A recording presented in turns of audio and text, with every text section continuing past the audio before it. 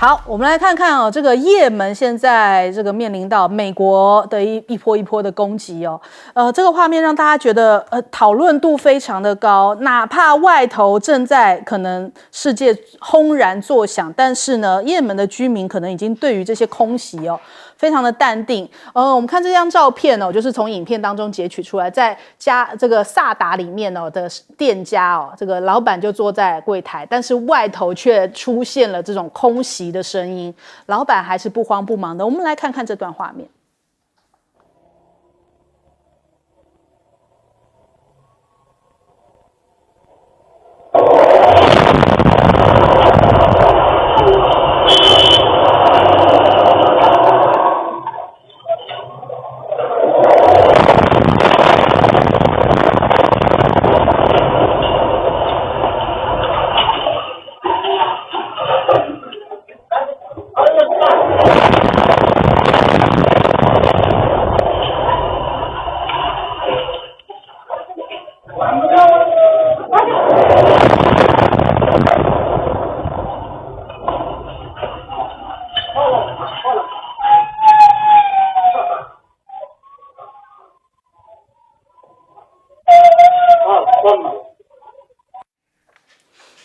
看了其实让人蛮鼻酸的哟，就是在也门那边的居民，他们所面临到的这10年多来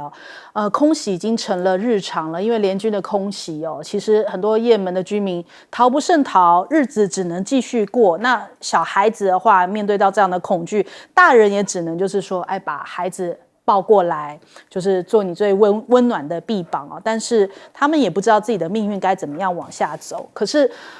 这对照出来，这几天大家不是在讲说，美国他们自己还拉个群组，然后把这个美国的媒体人，大西洋月刊的总编辑也拉到了群组里面。哎，在里面大家就谈起来啦，说什么此刻天气很好，我跟司令部确认啊，那我方来启动行动。然后赫格塞斯呢，就现在目前美国的国防部长，他就讲到说，哎，接下来美东这个12点15分 F-18起飞，1点45分 F-18第一轮空袭开始，就是对他们来讲，这个要么就是现在大家讨论的是说，这个军情泄密的事情。可是，在我们大家其他人看来，就觉得，哎，好像你们就是不痛不痒的在说这些事情哦，也是少了很多温度。但是对照你看也门的民众是怎么样的无奈啊？那这个事情呢，因为大西洋月刊竟然被拉到这样的一个国防机密群组里面，白宫的说法是什么？这是讨厌川普的人士所捏造的另一场骗局哦。那我们刚刚念的这些内容是大西洋月刊又吐露出来一些这个群组里面出现的内容。那目前呢，他们是不是有点恼羞成怒？比方说，国安顾问沃斯他就讲说：“哎呀，不知道他是不是故意加入啊？我是没看到这个废物在群组里面，我以为是别人。”那马斯克在 X 平台上面讲说，大西洋月刊是没人看的呀。然后川普还转发了这一个贴文，说大西洋月刊快要倒了，所以开始用这样子的方式，是不是也要歼灭这一个媒体人呢？那大西洋月刊也给予反击，他说：“既然你说不是机密，那我也不保留了。”就是我们刚刚看到那些之外，他说那我就全公布啦。那你们既然说不是机密，那就没有什么泄密问题嘛。本来他还是有点忧心说，因为基于机密我不能公布太多。那再来里头还有透露出来，就是他们对于欧洲同样也是那种上对下，然后看不起的这样子的一个语调哦。他们说欧洲是在吃白食啊。你看啊，这个黑海停火谈判会取得重大进展啊，这个川普是这样子说，强调美国最终会完成俄乌停火，其他国家也提供强而有力的帮助，但是欧洲一直在吃白食，在乌克兰、北约贸易问题上面都没有发挥实质作用啊。他们一搭一唱。那范斯讲说，反对空袭计划，认为美国贸易只有3%，这个他是在讲那个，就是反正货物通过苏伊士运河，欧洲是达到40%哦。那这个是不符合美国的利益，所以他很厌恶在帮欧洲在解困啊。那赫格塞斯就说，我同意你，这个副总统完全理解你对于欧洲不劳而获的厌恶，真是可悲啊！所以你看，这个川普们就看待任何人是不是都都看不进眼里啊。那再来看到了这个马克宏，他们现在说，现在欧洲要自立自强啦，我们要这个进驻乌克兰部队，但是欧洲并没有派部队啊，所以现在目前是不是讲了也是等于白讲，还说要打造这个核保护伞，但是呢，这个欧洲恐怕现在已经渐渐在俄乌方面已经失去他的角色了。泽伦斯基该怎么办呢？他在巴黎讲说，普丁在为接下来的春季攻势正在做准备呀。那我们来看看马凯硕，他其实在这个地缘政治上面，也在台海问题上面也提供非常多意见哦。他说，俄乌问题现在彻底暴露了欧洲的无能哦，还想自救，我劝他们赶紧联系一下中国吧。首先，我们来请教一下杨老师。我觉得其实在这一次的整个就是群组国安群组当中的这个事件，你看他大概从15号开始，连续1个礼拜打了47波，而且是24小时不断的打轰炸，大概造成了有53个人死亡，到目前超过100人受伤。刚刚看的画面就是如此啊。那在这个之前，他们就经过这样子的一个就是讨论。那这个讨论里面大概有10多个人，不知道为什么。第一点，他用民间的加密软体叫 Signal， 那是2012年在加州成立的。那第二个，他把不知道有意还无意现在在调查，他把一个媒体人拉进来，《大西洋杂志》。我当然听过这个杂志，这杂志怎么会是一个小报？很重要的一个就是这个比较是有一点知识分子，然后讨论政策的杂志，很重要的。然后呢？第3个就是说，大家在里面交换意见已经没有忌讳。然后最重要的是一些轰炸之前的规划，在轰炸前至少2个小时，他就在这个群组里面抛出来。所以如果说这个情报泄密的话，那事实上完全就可能会造成这个情报的泄密，然后呢这个军事行动的失败。我觉得几个问题第一个，他完全没有国安的意识跟这个专业。因为美国自己内部，每个国家自己内部都有这个 intranet， 就是网内政府之间的这个网络。而且讲句实在话我做过国安会副秘书长，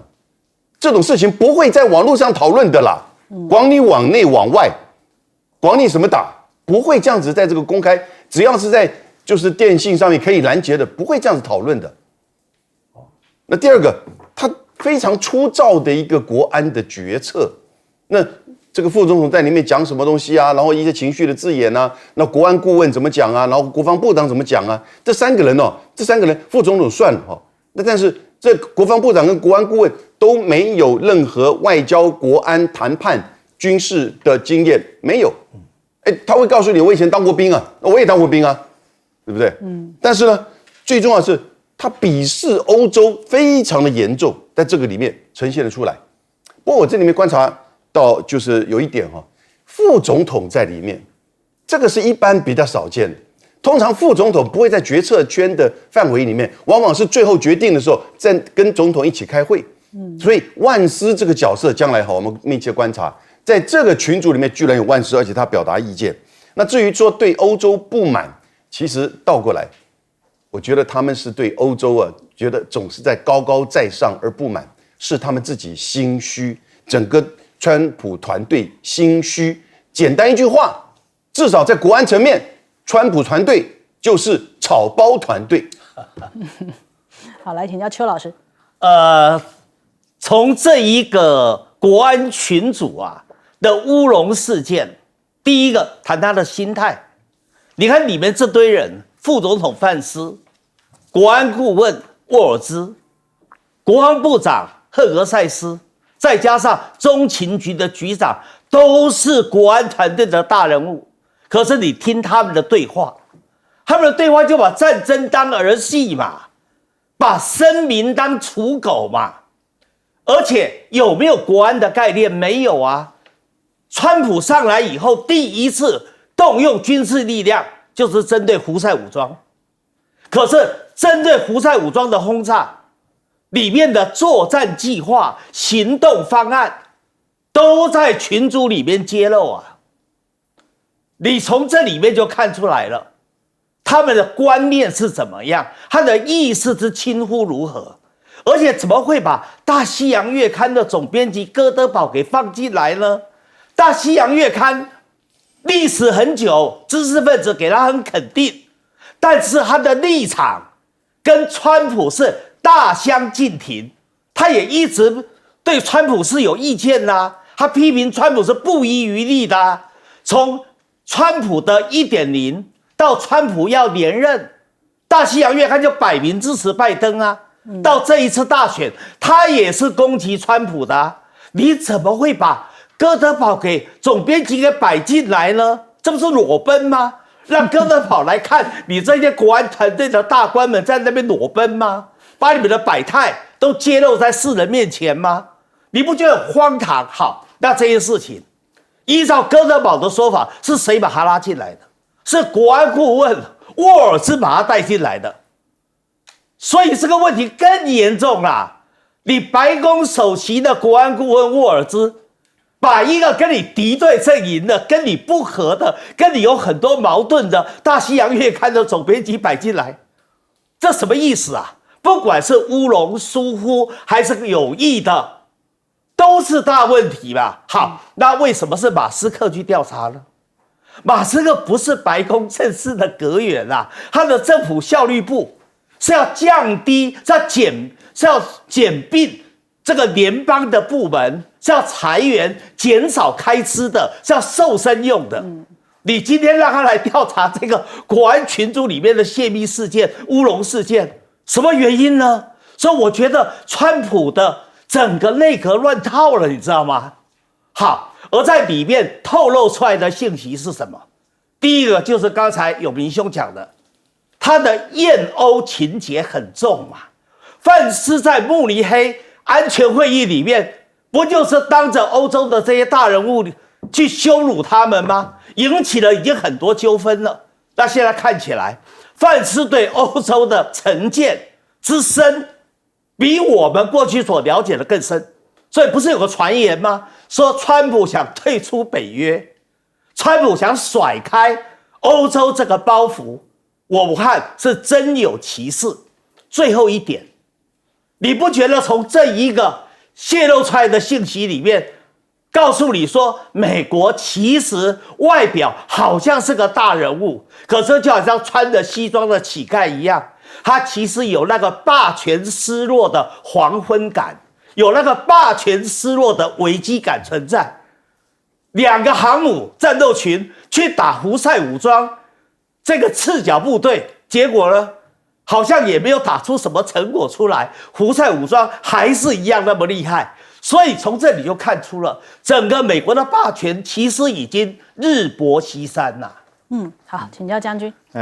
这个有一首歌哈，在小小的花园里面挖呀挖呀挖哈。那现在来讲，我们在这个讯息里面挖呀挖呀挖，发现讯息很多第一个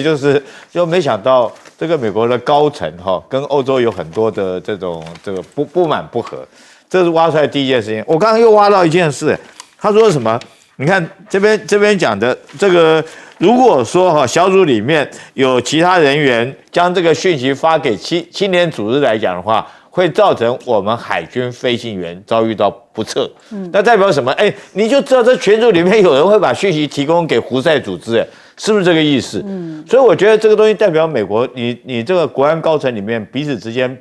并不互相信任哦。我们合理来讲，国安高层应该是这个最忠贞的、最团结的、彼此信任度最高的。可是他居然提出这种警告，就代表说他觉得我们这群组里面是不是不管是谁我们现在很难推测是谁，一定他们认为说会有人将这个讯息，也就是泄密了，直接泄密给胡塞。那如果说你将这个讯息泄密给胡塞的话，因为胡塞就会这个造成我们飞行员不幸，因为你飞机几点钟起飞，几点钟到，那胡塞可以好整以暇，在那边以逸待劳做好准备。第二个来讲，你看。这个发射的时间我们再挖一点。这个发射时间来讲，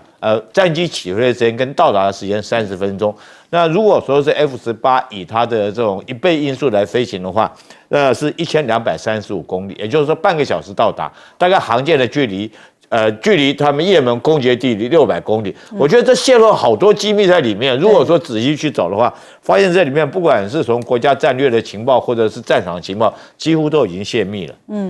好，我们先休息一下，广州马上回来。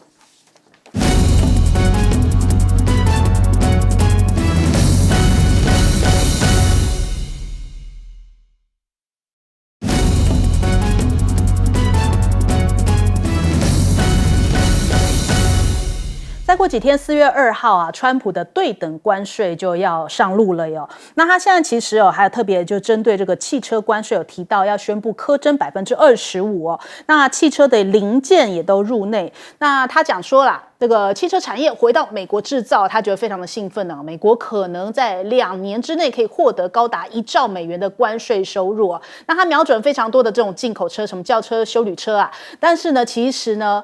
真正的这个关键点就是未来只要这个不是在美国境内组装的汽车，都要面临到25%的高关税哦。那即使说这些零件是来自于，可能有一部分是来自于美国，也不行，就是反正就是要在这边组装啦，因为它就是要创造这个制造业回流的这样的一个样子嘛。那他说这次的4月2号来势汹汹哦，不会再开太多特例哦，就有些是之前不是雷声大雨点小嘛，要么就是时间到了又延缓。他说不会，这次不会有太多的例外哦。那但是呢，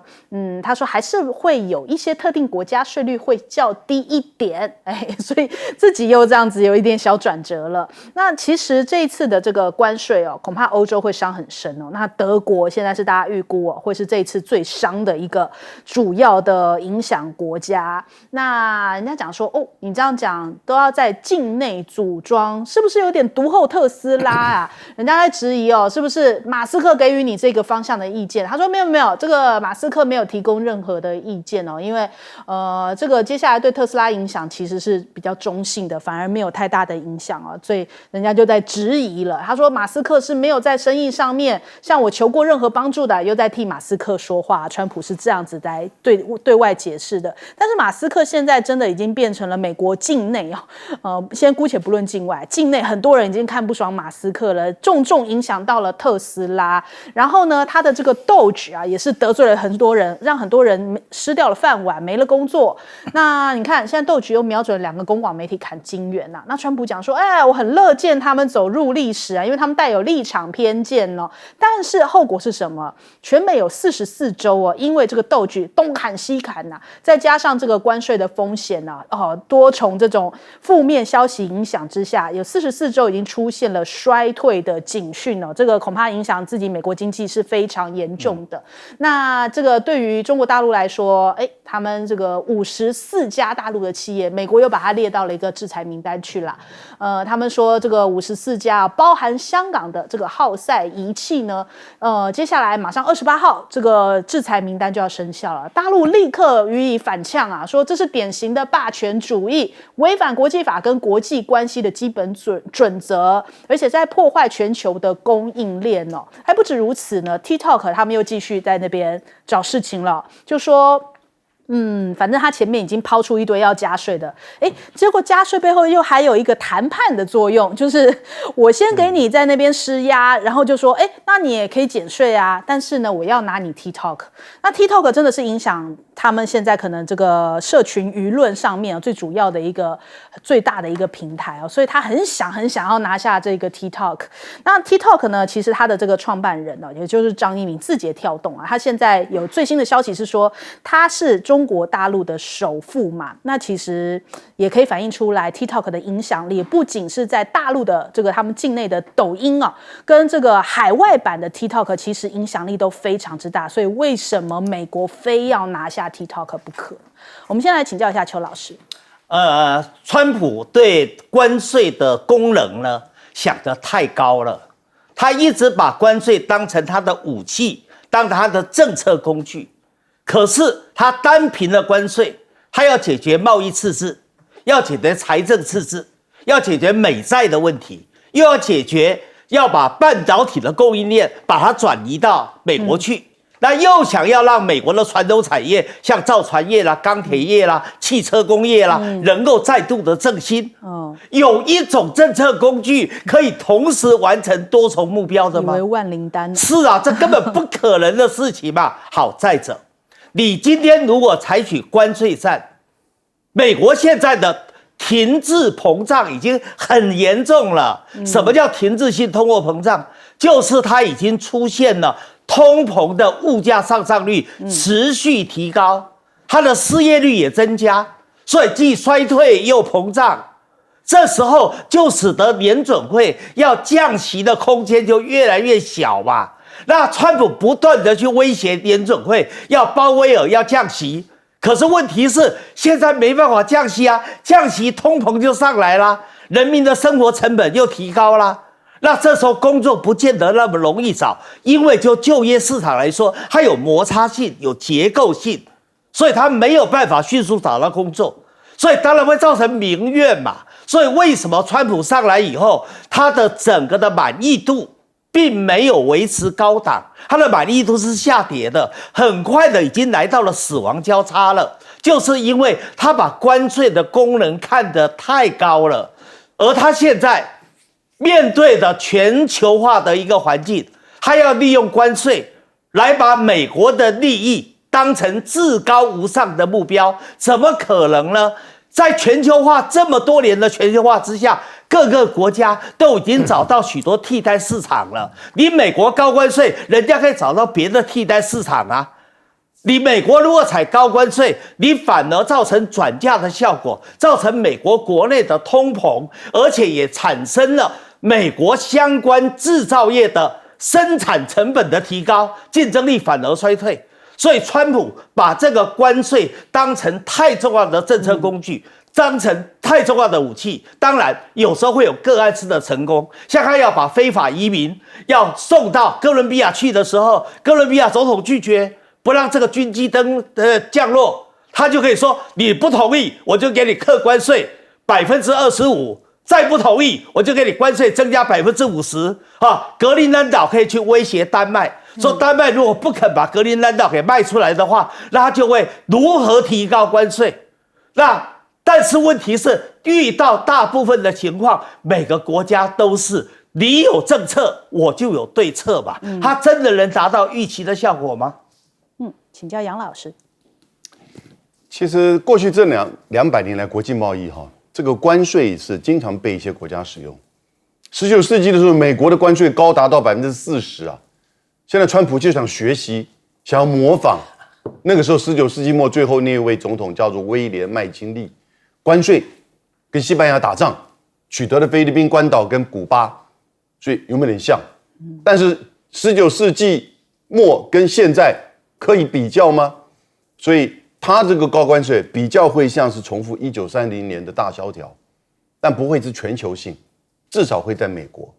很有可能。可是他也知道，因为我觉得他用的这些就是商务部长跟财政部长也算是有能力的人哦，华尔街打滚几十年，所以他们知道这个对等关税讲得很大，它其实都是一个谈判的策略。所以这个对等关税在4月2号说要开始做，刚刚也说所有的这个赚我钱的国家对我不公平的国家，我通通都要割一样的这个对等关税，没有啦。第一个，它可能是针对性的；那第二个，它可能是要跟各个国家去做谈判的。现在包含加拿大、墨西哥，可能都说，哎，我跟你谈对等关税。然后呢，第三个，这个不是全部的商品，也就是说，它针对特定的这个商品，他要的这些商品，什么样的商品呢？他大概能够收到一点关税。同时呢，也能够去有效的达成双方的贸易平衡。第三个，逼得你这些厂商可能要到我这边来设厂投资的，他会有所选择。那这样子的话呢，它是可以达到一些它的效应。可是美国人民要买单，美国人民的这个通膨美国人民的这些东西变贵大概是注定的。我现在比较重视的是说，川普这一次对中国大陆采取的这个54个企业的清单这个叫做川普科技战2.0就是展开了。因为科技战其实虽然是开始在川普1.0，可是主要是拜登在玩，拜登在做全面的布局。那现在这个川普显然呢要加码，但是还能加哪些巨码，哪一些筹码 ？TikTok 是一个，然后呢，现在制裁的这个名单是一个。那可是呢，他现在同时又想跟中国大陆去谈。那我觉得他想要去谈的目的也是一个施压那北京现在很清楚了，因为媒体有说，4月要谈4月川普要去这个大陆，6月习近平要去这个美国开生日趴，结果都没有。结果是美国那个参议员，川普的好朋友告诉我们说，年底吧，我猜年底的这个 APEC 会议看看有没有可能。那但是呢，中国大陆在这段期间呢，可能会影响美国，你自己要想清楚，川普。你要什么东西？你的目标是什么？你如果只是为了打压中国，要搞科技战2.0，或者是川普的关税战2.0针对中国，那当然不会怎么再跟你去谈。我现在最担心的是这个科技战2.0最后会把那个 DeepSeek 给禁掉，因为最近 OpenAI 已经公开的要求白宫禁 DeepSeek， 这我们就看他下一步的作为了。好，请教将军。我们一直认为说是以川普这个美国这么强大一个国家，这个智囊团那么的聪明状况之下，他任何一个决策都是经过很这个深思熟虑的讨论之后，专家会议之后才做的决定哈。那我们一直认为关税也应该如此，因为关税我们都知道是一体两面嘛，是双刃剑，可能伤了别人，也可能伤了自己，对全世界经济有很大影响，对美国的通膨也会造成很大影响。那我们都一直以为说是川普做这些决定，应该已经分析过利弊得失，才做出来这些决定。但是自从这个国安泄密事件发生之后，我们发现说是川普做这些决定，做关税的决定，是不是也跟这个国安这个轰炸胡塞那件事情一样，是很率性、很直觉的，凭他个人的想象，凭他个人直觉，他就做了这个决定然后没有经过很多专家的讨论。那因为我们看得出来，这个川普关税政策从他就任之前到就任之后，到现在变了多少次？然后一开始是说就日之天就要这个对美国对加拿大跟墨西哥加征关税，后来又说给30天的时间然后这个原来要征收25%的关税。后来现在又变成对等关税然后又冒出一个这个 dirty 食物、肮脏食物这个名字出来，所以我们觉得他每天在那边变来变去，因为他突然发现做这个可能也会伤到这边，做那边也会伤到这边，可是他又必须要这样做。就像是木材来讲的话，当然他是跟这个加拿大进口木材，但木材加工有很多层面，比如说做软木塞，你木头不是从山里面树木砍下来就好了，你怎么运出来？运出来那都有相关的机具，你要做成软木塞，有没有相对的工厂？有没有相对的技术？那你不是到美国的山上去砍一些木材就做得出来这软木塞？另外来讲，我觉得跟 TikTok 这个交易也是笑话一则了。TikTok 是一家民营企业，它要卖不卖随它嘛。但是我们也看出来，美国的一个这个窘态他当初要进 TikTok 加这个喊得嘎天炸响的，但突然这个发现说是 TikTok 变成说是小红书的难民，大家都跑去用小红书了，你进不了嘛，这种想法进不了。在这种状况下，当然川普是说暂时缓下来，可是这个面子还是放不下来。那你跟关税有什么关系呢？现在会出来说我降你关税，那你这个要答应把 TikTok 卖给我，我觉得这种交易好像很纯粹商人交易但是我个人是认为说是这种交易反而更凸显出来这个川普在关税做任何决策没有经过深思熟虑，也没有经过讨论。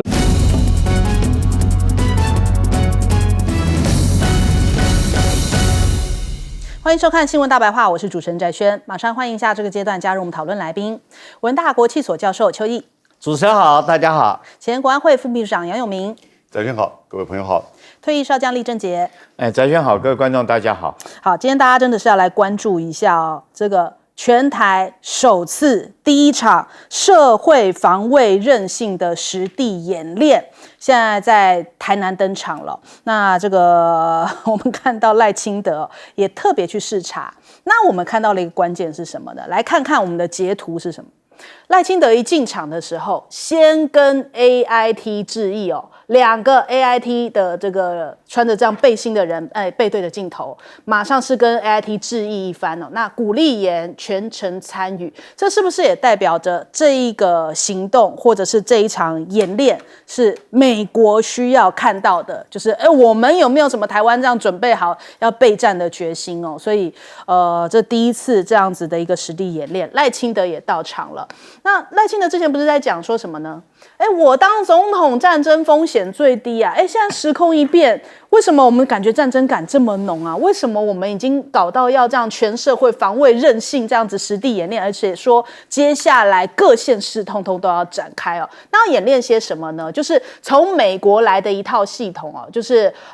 整合军民应变协作。那参演的人包含了防卫室还有这个民防总队、关键基础设施的警力，还有替代役，大概是400 500人哦，还有民众500多人。我看到民众就在现场，你要到防空洞演练，说比方在那边如果有炮弹的话，你要这样子双手遮着眼，嘴巴要张开，就是很实际的，就是你在战争中遇到状况，你应该要怎么样应对。那我们已经到这个程度了，我们必须得要知道我们在战争时候该怎么做了嘛？这是不是透露出非常强大的一个讯息哦？那说以实地操作的方式来检验地方政府跟民间面对灾难以及紧急状况的时候，大规模疏散撤离，还有收容安置、扩充急救场所这些应变能力啊，那找出一些这个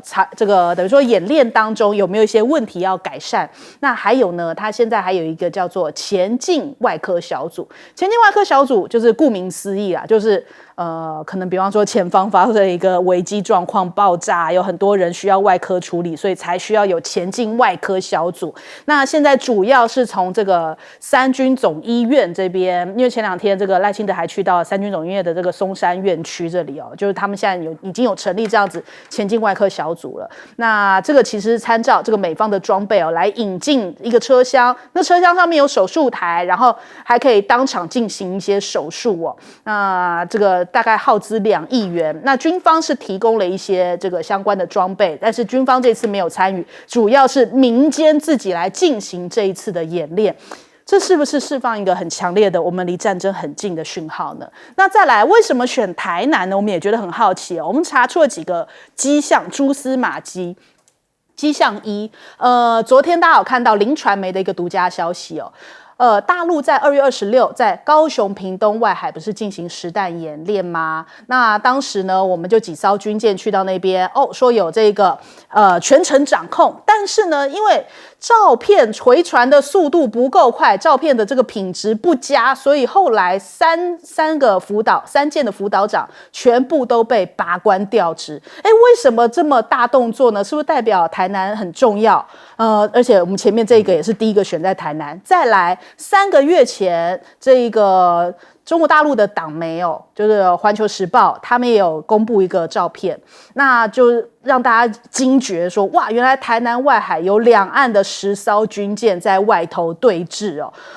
所以大家是看到了这一个消息，是不是大陆是瞄准了台南在做一些相关的演练，所以我们这边才有赶快紧急应对的一些军舰在这儿那再来迹象3，我们搜寻到了在国防部里面，他们有一篇叫做反登陆作战的研习，他们认为呢，台南是一个可能就是第一选项的登陆点研判是敌人第一想要夺取的点，比方说像安平港台南机场因为呢，台南这边的海岸线的纵深比较短浅，平均距离大概是5到15公里可以抢滩登陆的一个好地方，所以是不是这些种种迹象都已经显示台南为什么是第一个被选择要社会防卫韧性实地演练的地方？当然，它也是这个赖清德的本命区那还有我们看到了，现在目前台海的紧张，刚刚有一个快讯，大家各个新闻台也都在报道，这样子是不是又有一些这个争端要起来了呢？我方的海军中和军舰跟中国大陆的这个船只发生了擦撞，然后海巡是到场去进行一些相关的搜证，这个是发生在凌晨0点38分，在台中港的外海45里怎么会跟大陆籍的这个渔船发生这样的擦撞呢？那我们看看现在有一些分析就是全民防卫吓阻专家认为这反而会引来军事强权的无差别攻击，因为我们民都不是民了，民都变成就是我们可以变身，就是我们会有这个防卫能力，我们也可以变身成军人的话，那就可以视同军人的这样子或军事的这种对象来做进行这种攻击所以可能会是一个无差别攻击。那军方人士指出，如果美俄等军事强权只要决定开战面对到城镇作战也从未退缩所以如果我们全民皆兵的话，是不是就会面对到这个状况？再来，台湾很小，可能会无处可躲。那现在目前大家看到的几个模式，一个是乌克兰模式，乌克兰它其实是地比较大的，那它是有地方逃的，但是呢，他们说我们可能是另外一个模式，叫做加萨模式，就是无处可逃的那种。台湾如果变成加萨的话，会是死伤非常惨重的。那首先我们来请教一下将军。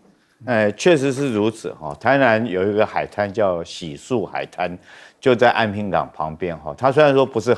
红色海滩，但是它是黄色海滩，也是适合于这个正规登陆的一个海滩。所以为什么我们在冈山有这个战车部队，就是要对这个地方做反击作战。那要在这个地方做反击作战，很重要一个支撑的地形要点叫踏底山哈。这个踏是3点水在一个类那个日哈。但是为什么我敢这样讲呢？因为这个地方啊，大家都如果说就军人来讲，都知道以前是要塞堡垒区，那现在已经改成观光要地了。所以说，我觉得你到底这个民党政府你在搞什么啊？啊，你都知道人家会在这边登陆，结果你把一个要塞堡垒你把它撤掉，改成观光，每一个人都可以去玩。台南观众，我希望你们有机会的话，你去踏底山玩一玩，看一看哈。现在是很漂亮一个风景区哈，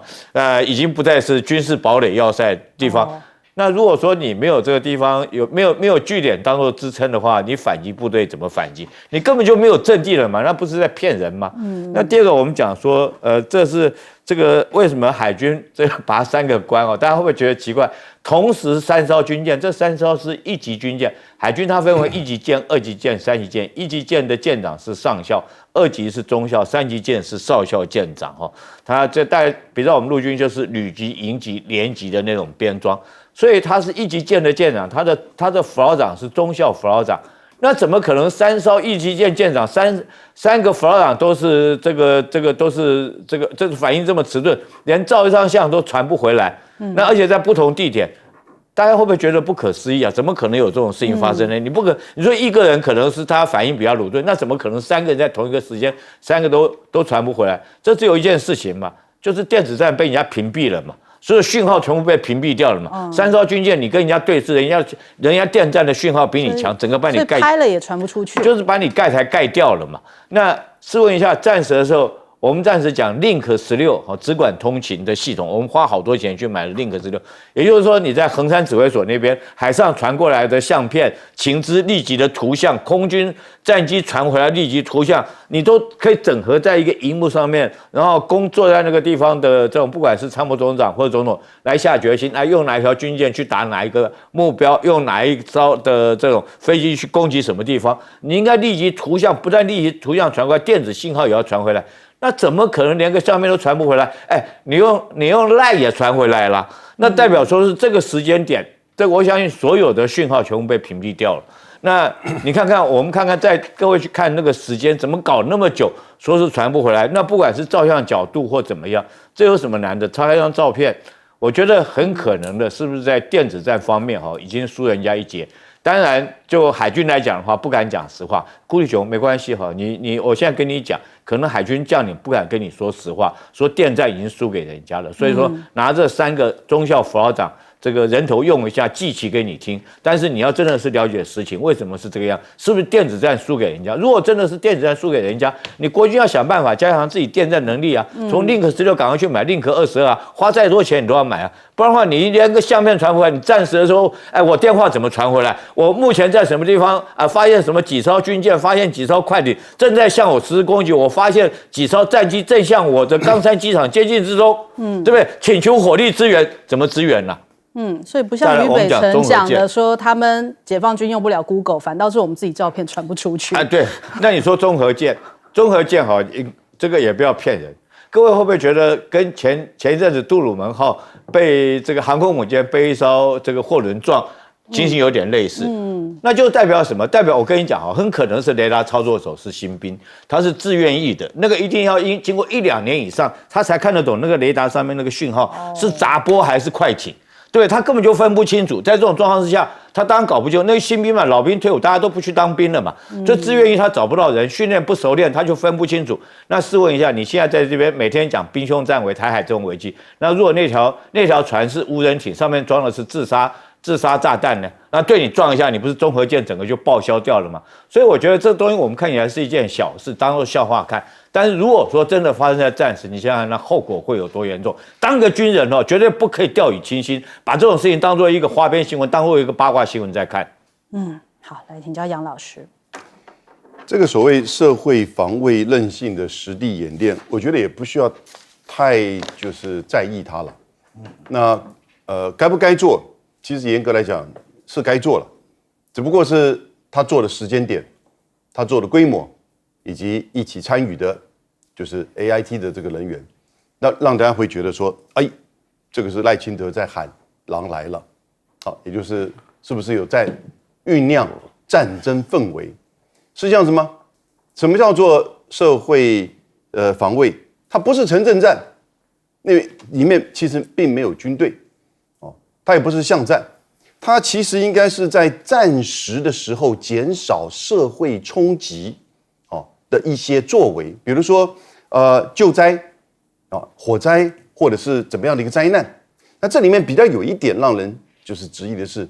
他去强调重要设施的协防，哎，这个时候呢就可能会使用到武器，也不一定。哦，但是你知道，暂时人心惶惶的时候，也许会有，原来潜伏的间谍开始在运作，然后呢，针对一些这个基础设施可能在破坏，这个可能是叫社会防卫韧性。当然，它也是一种心理战，它也是一种所谓社会安置或安抚哈。但我要提的是，他讲这个时间点以及他在做这个事，那特别 AIT 的参与。AIT 的参与千万不要误会是美国在协防台湾，这个完全不能划等号。我最多是在解读说美国判读台海之间紧张了，这是第一点。第二点是发生战争的时候，希望台湾的社会防卫韧性能够强化，为美国的决策来协防或与否增加时间。我觉得来协防与否，我大概都帮他讲话了，一厢情愿哈。也就是说，美国的反应怎么去做，为他增加时间。所以这个狼来了，问题是狼不会来，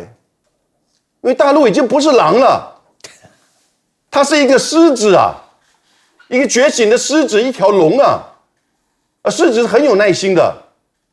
攻击的时候是非常强力的，而且呢，会非常快速的。所以现在我们一般都讲两种嘛，就是台海之间紧张，那可能会作战模式、封锁模式。前几天那个《华尔街日报》讲的那个所谓封锁模式，那不对，那是个混合模式，那根本已经在采取作战了。什么叫作战模式？比如斩首，比如说攻击要地、要塞、基础建设、港口、机场、雷达，然后呢，也许开始登陆。然后或者是这个降落，那封锁呢？当然很清楚，那就针对我们的天然气、油的封锁。其实还有一种，我把就切香肠。举例而言，他断掉你2万经贸；举例而言，他要求你来政治谈判；举例而言，他占了你一个小外岛东沙，这个都不会引起国际的制裁。但是你台湾面对这个问题的时候，你就被切香肠，大概你的社会、经济、股市就开始会瓦解。所以赖清德准备这个社会防卫韧性你多多加强。好，请教邱老师。雅雅回到了大陆了，他如果看到我们今天的节目啊，他一定觉得他很冤，因为他在抖音里面谈的只是一个他希望看到满街的红旗飘扬，可是赖清德呢，他是真的在引战啊，真的想把武统引到台湾来啊。大陆想不想打？就习近平来说，他不想打嘛。为什么不想打？因为大陆内部的经济问题非常的严重，他要处理他内部经济问题，他都没有余力来挑动台海战争。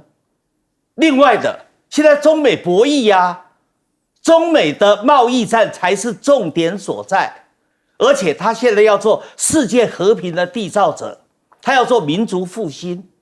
他不会因为去打理台湾，破坏他世界和平缔造者的形象嘛，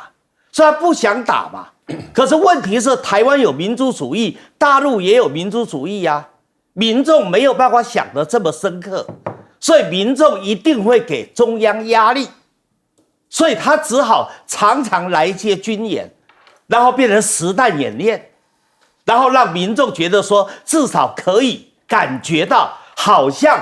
收复台湾就在眼前的样子，而他也演得非常的真。我们如果把从裴洛西到台湾第一次的围岛军演到后来历次的围岛军演，几个演习的地点，把它综合起来，你发现全部就是把台湾围成一个铁桶。因为围成铁桶不是只过海峡中线，它根本已经到了临街海域，到24海里以内了，所以会常常发生船舰的碰撞嘛。这些船舰的碰撞就会引起台湾的一阵恐慌嘛。所以真的在引战的，在引出问题的是谁？是赖清德嘛。而赖清德缺德在哪里？他缺德就在于他现在要搞到全民皆兵，把所有台湾人民都绑上台海战争的战车上面。为什么？因为如果台海关系紧张，战云密布，第一个，他抗中保台的民粹就容易鼓动，对选举有利呀，对大罢免战也有利呀。第二个，他脑袋里面想的不是做总统啊，他脑袋里面想的是做皇帝呀。他就是在搞戒严嘛，所以他要搞内戒严，或者将来搞戒严，他就必须把整个台海关系搞到紧张。而他假设大陆是不会打的，他也知道，所以他把台海搞得紧张，正好在所谓的战争边缘，对他全力一把抓最有帮助。我最后2句话，赖清德的全社会防卫韧性的演习里面说搞城镇战，大家在谈乌克兰模式还是加萨模式啊？加萨模式好像比乌克兰模式更相近于台湾，比较像将来可能出现城镇战的方式。但是我告诉你，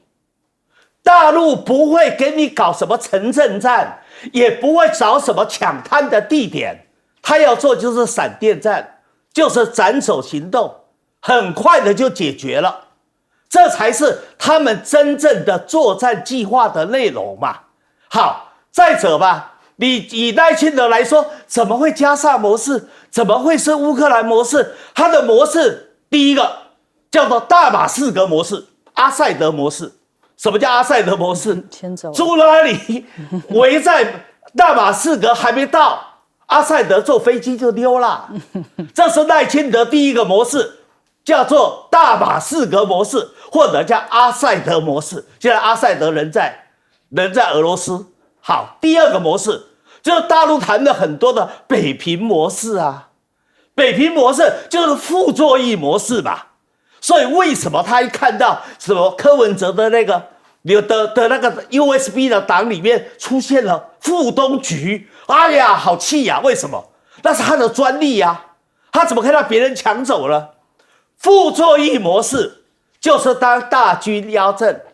还没有抢滩登陆之前，就先投降啦。